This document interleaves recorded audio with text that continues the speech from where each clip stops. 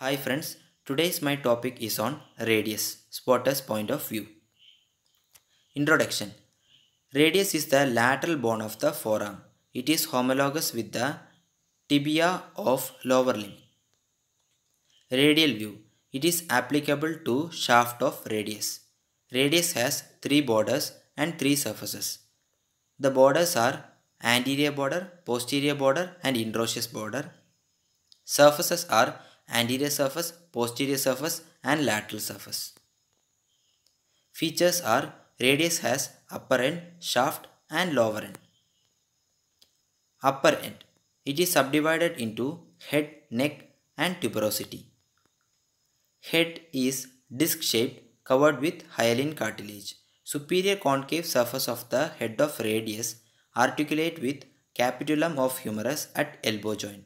Many of us will be having a confusion that head of radius will be articulating with which part of humerus, whether it is capitulum or trochlea.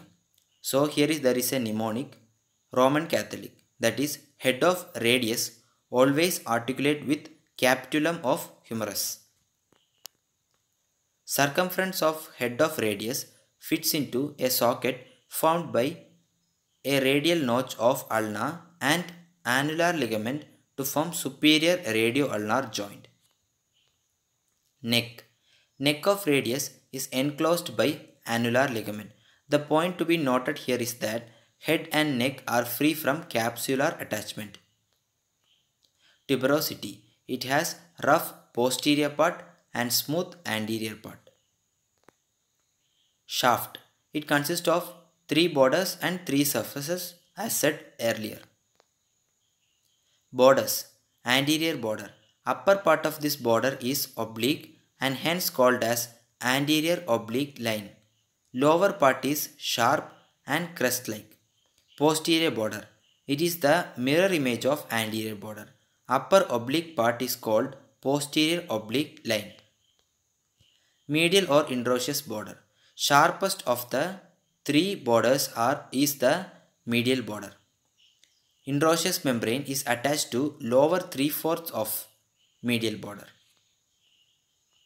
Surfaces. Anterior surface. It lies between anterior and interosseous border. A nutrient foramen opens in its upper part. Posterior surface. It lies between posterior and interosseous border. Lateral surface. It lies between anterior and posterior border. It shows a roughened area in its middle part.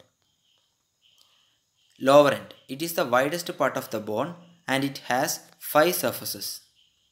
Anterior surface. It is also called as volar surface.